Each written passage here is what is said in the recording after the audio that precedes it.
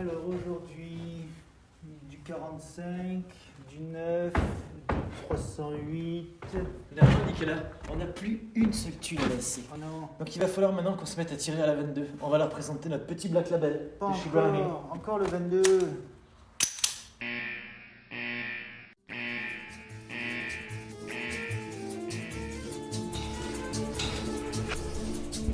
C'est cosy, on est chez nous. On est chez nous. On est chez nous. Ah ouais. Ah.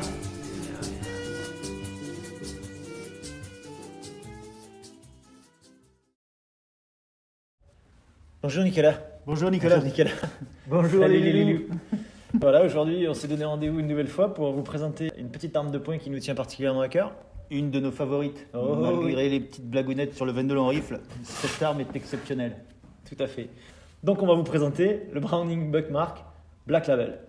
Une édition spéciale parmi tant d'autres, puisqu'il y en a une multitude. Une foultitude. Ah oui. La gamme est plutôt vaste. Ouais. On commence toujours par la sécurité. Toujours la sécurité. Toujours obligé, pas de balle. Aucune balle, on est d'accord. Donc, Ah, il est beau. ah, Il est tactique un peu. Hein. il vient comme ça d'origine. Là, il est 100% d'origine. Déjà, avant de présenter l'arme, un petit peu d'histoire, un Oh. petit peu de qu'est-ce que c'est, quoi donc, où. Voilà. John, si tu John. m'entends, John. John Moses. John Moses Browning. Ouais. Grâce à toi, toute ta famille et ton industrie, tu es arrivé à ça. Donc, on ne présente pas Browning. Browning, c'est une marque qui est mondialement connue, qui a fait des pièces pour à peu près toutes les autres fabriques Ouais, d'armes. ouais. C'est assez impressionnant le parcours historique. Vous pourrez aller vous renseigner bien mieux en allant vous chercher. Je crois que dans les Tintins, à chaque fois qu'ils parlent d'une arme de poing, ils disent un Browning. Je me rappelle quand j'étais petit. Je croyais que les pistolets c'était tous des Browning. Un Browning. Ouais. Moi, quand je voyais les films de John Wayne, j'ai l'impression qu'ils avaient tous des Browning. Ah ouais Ouais. Ah, mais c'est incroyable. Hein. Bref, leur entreprise, elle est basée dans le Connecticut. Vous irez voir, c'est quand même un gros dossier. Et cet homme nous a quittés à Liège, Nicolas, Oh non. chez nos amis belges. Oh non. D'un arrêt cardiaque en pleine fabrication d'une arme. Il me semble que c'est le GP35. GP35. Voilà, le Ouais, GP35. ouais. Donc si vous avez envie d'avoir la dernière arme conçue et non finalisée de Monsieur Browning, ben, achetez-vous le GP35. Voilà. Donc, Qu'est-ce qu'on a de beau alors, qu'est-ce Nicolas qu'on a de beau? Alors là, moi je le trouve vraiment joli. Déjà, dans l'ordre. Il arrive comme ça hein, déjà. Donc là, qu'est-ce qu'on retrouve un joli petit canon fileté. Un joli canon fileté. Un demi par 20, je crois. Tout à fait, exactement. Le pas avec un embout métal. Hein. Une petite bague métallique Ah ouais. antidérapante. C'est vraiment, même la bague est de qualité. Exactement. Ouais. Le canon qui fait 4 pouces. 3, Ouais, non, 4 pouces. 4 pouces. 4 pouces.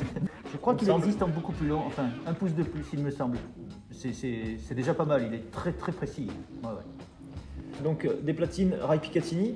Dessus, D'origine dessous. aussi, dessous quand même. Ah ouais. Dessous pour y mettre une petite lampe ou Oh une. Oh bah. Ah ben voilà, par exemple, pour mettre une petite light.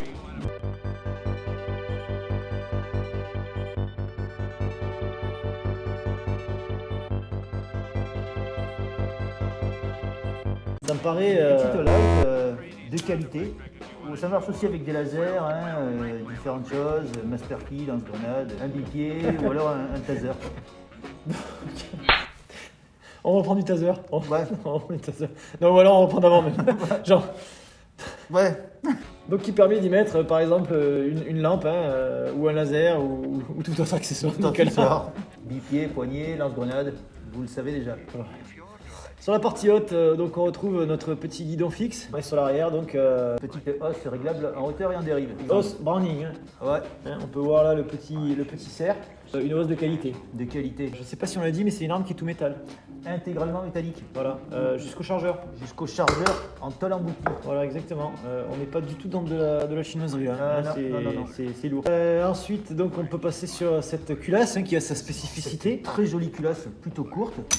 Oh là là. Oh là là. Elle a un petit éjecteur très sympathique. Elle est très petite pour pouvoir réagir à des munitions de faible puissance, pas non plus subsoniques. Vous aurez quelques incidents avec les subsoniques. Hein.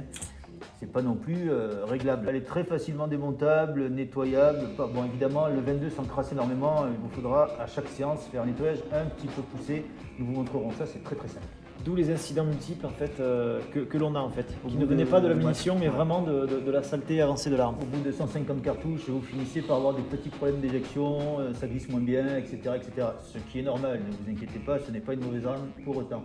Alors à mon sens, c'est quand même un des petits défauts de cette arme.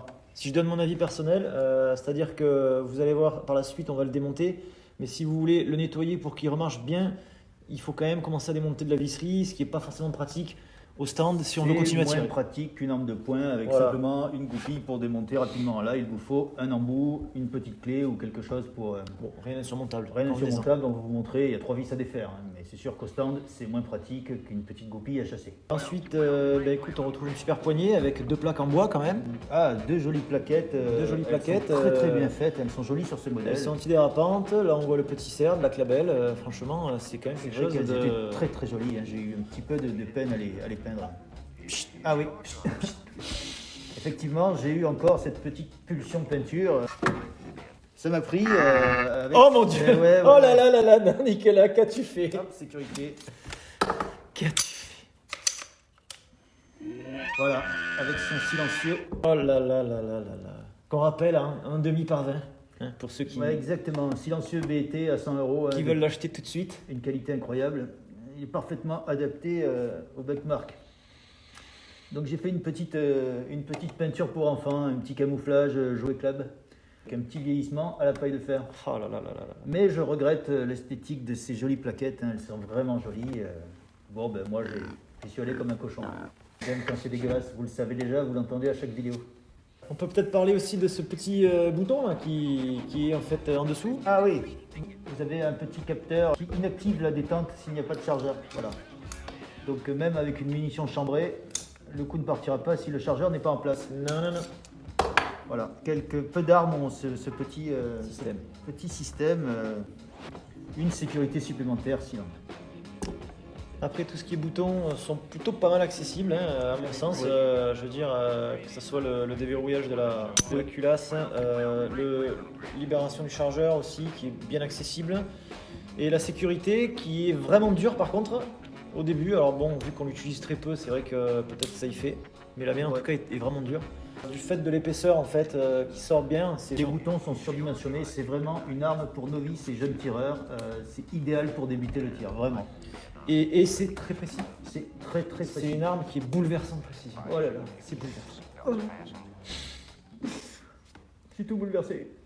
On peut peut-être parler tarifs, vite fait. Hein Tarif, c'est important, ça intéresse tout le monde. Apparemment, oui, d'après les nombreux commentaires que nous recevons chaque jour, et merci encore. Et merci encore, il faut parler sous, on va parler sous. Une arme comme ça, chez l'armurier, ça tombe à 540 €, je pense. Ouais. Il faut savoir que, pardon, le chargeur est un chargeur 10 coups et que ça vaut 70 €. Hein.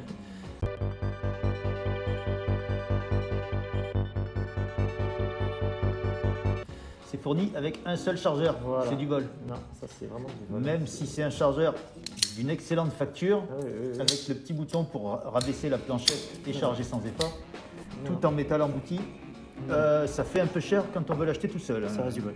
Ça reste, On a beau se- on a- on essaye de se. Non. Mais vous le voyez clairement, on essaye de se essaye de- persuader que c'est qualitatif, mais ça reste du vol. On essaye de justifier, mais ça reste beaucoup trop cher pour ce que c'est. Voilà, 70 € pour un chargeur. Donc C'est- voilà, hein, si vous voulez une arme de base qui permet de tirer en s'amusant et en étant en plus précis, voilà, vous comptez un petit budget. Un petit budget. Et le silencieux BT qui est autour de 100 €, ça fait un peu cher, mais vous avez à ce tarif-là une qualité à toute épreuve. Il n'est plus à démontrer. Donc on arrive dans les. Ouais, voilà. 650 €, vous avez le Buckmark Black Label avec son modérateur, Brugger et Tomate, je précise. Voilà. Bon, on va vous faire un petit démontage rapide, Un histoire petit- qu'on Très très rapide. on va quand en vous profondeur. êtes- Voilà. On commence par enlever le silencieux après avoir fait les vérifications de sécurité habituelles. Il suffit juste de défaire les 3 petites vis du rail supérieur. C'est plutôt rapide. Convenez-en. Attention cependant, elles ont une petite rondelle dentelée pour empêcher que ça se desserre. C'est un échec, ça se dessert à chaque fois. De mémoire, à l'achat du Buckmark, il me semble qu'il y en a 3 ou 4 fournis en supplémentaire. Ah ouais? Ouais. Vis complète avec le petit frein. T'as eu les miennes, non? Sûrement. Sûrement, oui, ben on les a achetés le même jour. Hein. Vous savez que nous, c'est toujours par 2. Les bêtises se font par 2 à la SC. C'est beaucoup plus simple. Quand l'armurier nous voit arriver, il sait déjà qu'il va doubler Sa facture. Le Donc petit voilà, rail. en 3 vis, le rail supérieur Sortez qui le sort. rail. Donc n'hésitez pas à déjà bien nettoyer toute cette zone là, hein, puisque là-dedans s'encrasse pas mal de choses. Voilà, hein, j'ai retiré la culasse, c'est le percuteur et une petite pièce en plastique Qui sert à caler en fait le ressort du percuteur, exactement. sur l'arrière, Voilà. ici. Donc c'est pas très propre, hein, je m'en suis servi récemment et je n'ai pas vraiment nettoyé. Donc là voilà, n'hésitez surtout pas à bien nettoyer toutes ces zones là. Les côtés partout Voilà. où ça coulisse. Ouais, hein, exactement, ouais. et le dessous également du rail. Le rail supérieur. Vous pouvez aller plus loin en dévissant le rail inférieur qui vous libérera l'accès à la vis qui tient le canon. Oh là là C'est là. tellement rapide que je ne vais pas m'en priver. Ce canon de 4 pouces qui se démonte si rapidement. Hein. Si rapidement pour un nettoyage en profondeur. Le rail inférieur vient de sauter, me laissant l'accès à l'unique vis qui tient le canon. On va pas râler, ça fait que 2 empreintes différentes, contrairement à la ISSC qui, je vous le rappelle, avait besoin de 5 empreintes pour ses vis. C'est une putain de blague, voilà. En sachant que ça, c'est absolument pas quelque chose que vous aurez à faire au stand. Non. Une petite vis pointeau qui centre le canon, ici. Très rapidement, vous pouvez démonter les pièces principales pour un petit nettoyage, graissage, protection. Vous pouvez également enlever les plaquettes. Je ne vais pas le faire ici car il y a plein de pièces qui tiennent quasiment pas et j'ai pas envie de chercher partout par terre, c'est dégueulasse. Vous pouvez le faire chez vous, sur un bureau bien éclairé. On a vu une fois un Américain qui s'amusait à visiblement inverser le ressort de détente. Voilà, vous inversez ce ressort-là, ça assouplit encore la détente qui est déjà très légère, je le précise. Ouais, qui est vraiment déjà bien effectivement. Mais si Ouais. on a envie de quelque chose d'encore plus sensible, on peut déjà commencer par ça. On l'a pas fait nous. On l'a pas fait, Parce que, je vous conseille de ne pas le faire. Non, si vous pouvez le faire, mais ça me paraît, voilà, peut-être que les novices éviter parce qu'il faut serrer, appuyer au fond, mettre la goupille, il vous faut 4 mains à peu près. Hein, donc, Là, le ressort part sous vos yeux ébahis, à sous l'autre vos côté de yeux, la pièce, voilà. sous le divin. sous le divan, pousser le canapé, passer l'aspirateur. Et là, en règle générale, vous finissez chez l'armurier avec une boîte à chaussures et votre âme complètement démontée. Et vous demandez. Je parle en connaissance de cause. Hein. J'ai moi-même tenté ma chance sur une Troy-Sar et malheureusement, ça s'est fini comme ça. Ça a merdé. Ça a salement merdé. Ça a seulement merdé. Le poids de l'arme, on est à 870 grammes. Elle est bien équilibrée. Elle est bien équilibrée, c'est idéal vraiment pour Et- commencer le tir. Ça fait partie de mes armes préférées. Oh oui. Oui, oui. Généralement, avant de sortir le 45 ou le 9, On se purge avec ça Ouais. pour assouvir cette soif. Soif ouais. de ferraille, comme dirait notre ami. Bon, bah, je vais laisser tout ça comme ça parce que ça commence doucement à me fatiguer. On a le temps hein, quelle heure il est Voilà, c'est 1 heure. Hein. Ah merde. Bon,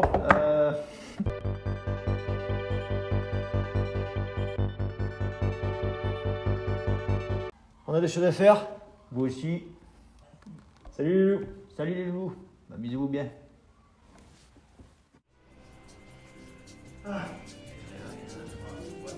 Abonnez-vous, mettez-nous un pouce. Non, en fait, on s'en fout. On s'arrache. À bientôt les loulous. Là-bas.